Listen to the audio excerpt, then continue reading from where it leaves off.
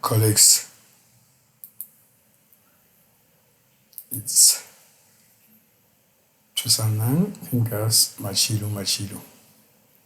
I'm doing this recording as I promised sometime in December the 6th that I will do a brief recording to explain why I was saying this is in the buying zone. I know it's late, it's about 2 weeks ago, but here's the point. The technicals and the setup can still be recreated with that day. And the whole purpose was not to give you a buying tip. It's more of a teaching one.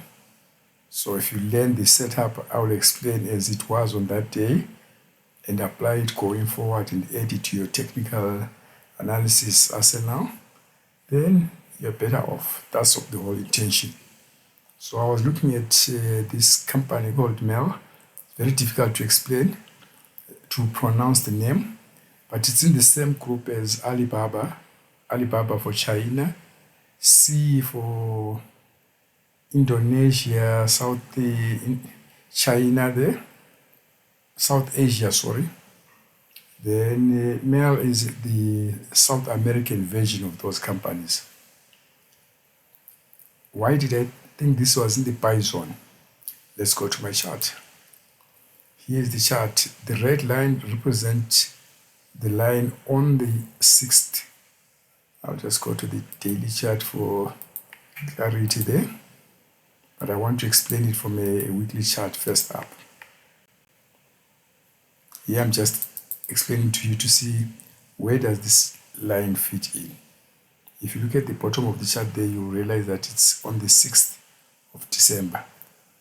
That green bar there, that's when I call this a buy zone. I'll come back to the daily chart.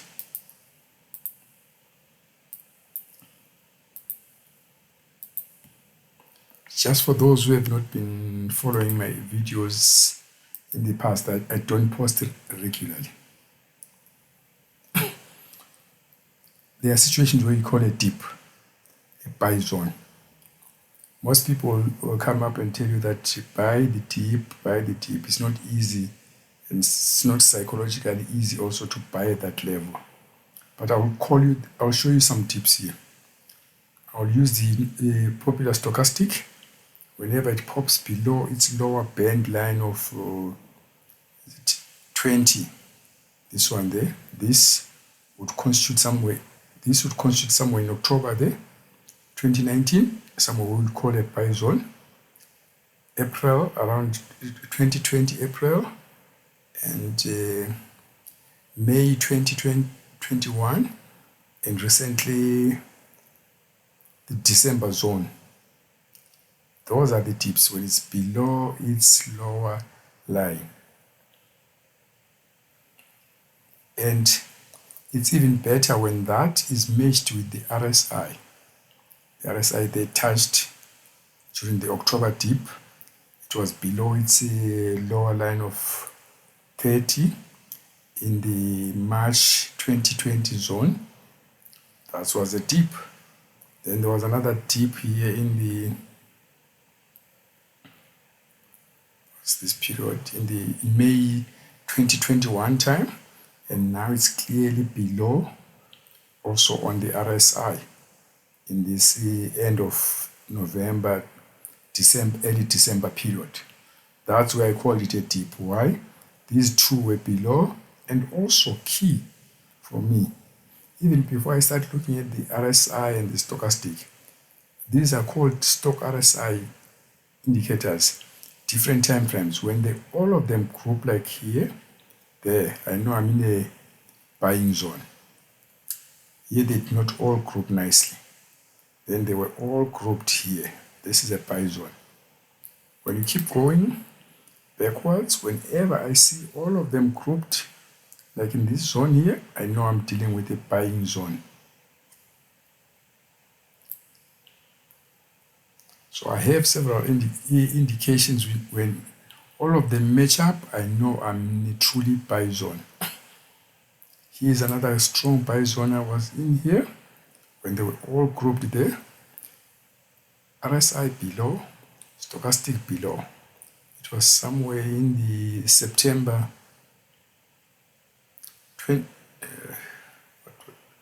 21st September 2015. That was a strong buy zone. So whenever I see all three of them in agreement, I know I'm truly in a buy zone. That's the scenario which I had here. All grouped, below. This was a truly buy zone. This is from a weekly chart. So that's why I call that one a buy zone. How did I reinforce that thinking? I also looked at Fibonacci numbers. Where were the previous dips? This was the previous significant dip when RSI dipped, stochastic dipped, but this did not agree to a full grouping. Then the other real dip where all agreed was in this zone.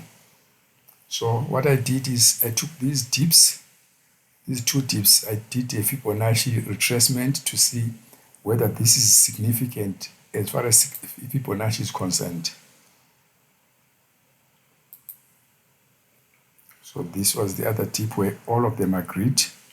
I'll take it from there to a Fibonacci retracement to the very top there.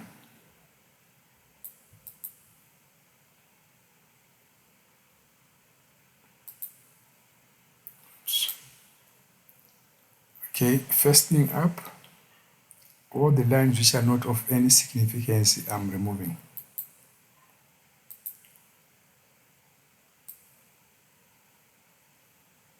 Okay, my screen doesn't fit nicely there.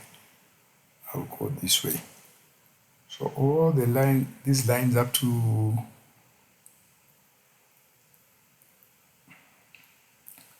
up to 50 are of no interest. 23, no interest. 38, 50, no interest. And let me go okay. But I've removed that. What I'm left with 68. It went smack on 68. So the 68 is significant. 78 is not significant. So I might as well remove it, because I just want to work with lines of significance, as I'm going to put another Fibonacci retracement on that. Oops, did myself wrong there. Remove the 61.81, which is significant, trying to remove 7.78. Yes, the 61.8 is significant. That's where it bounced. That's where I'm picking I'm saying that's where it bounced, but on the 6th, when I was looking at this, it had not fully bounced. So that was the 61.8. Then I was looking at the retracement from this dip. When all these have dipped, I said the other one was here, somewhere here. But when this top one did not confirm it. So let's look at this dip here and run a retracement on it. Its top went up to there. So with this top, I'll just expand it a bit. I'll zoom back, because I want to be able to look at lines which are of no interest and remove them. For this one, all the lines above the 100 are of no significance.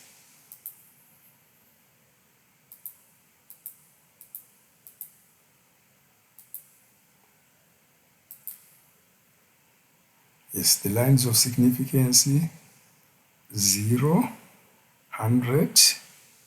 100 is not that significant, but I want to keep it there. Then there's this red dotted one, 127. That's where it touched when it did the bounce. So there are two lines here which I'm matching the zone where I was when I said this was a bottom zone.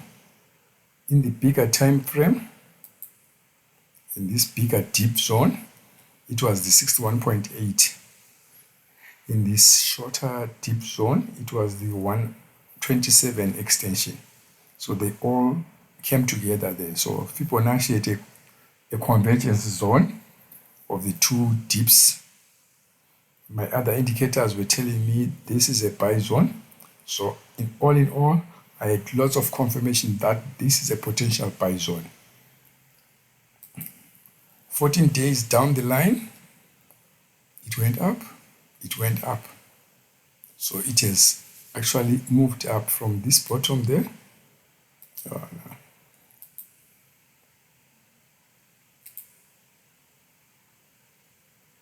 Can take it from that bottom there. It is running small, very small, 15%. If you have followed my videos before, 15% is 100 bagger if you are using options correctly.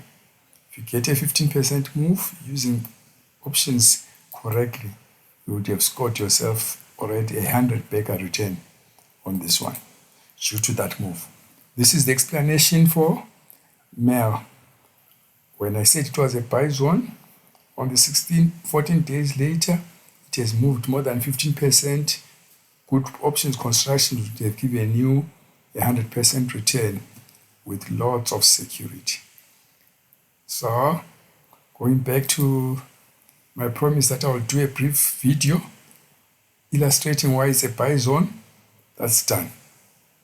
This was the picture you would have seen when I posted it on the 6th. Just a dip and a small greenish when it was trying to wake up. And today's picture is 2 bars there, green ones, returning 15% in 14 days. Good work.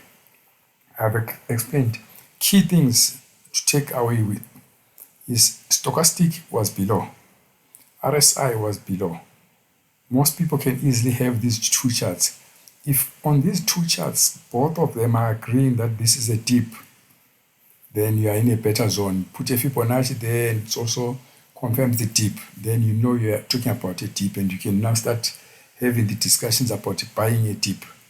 If you can construct these stock RSIs with different time frames, I use Fibonacci numbers for them. I will have the 21 time frame, 34 time frame, 55 time frame, 89, 144, and 13. If all of them come and agree that that's a dip, that's a serious dip, you take it note of it. Point made. Reasons for calling it a dip explained. Feedback after 2 weeks has moved more than 15%. I close case on this one.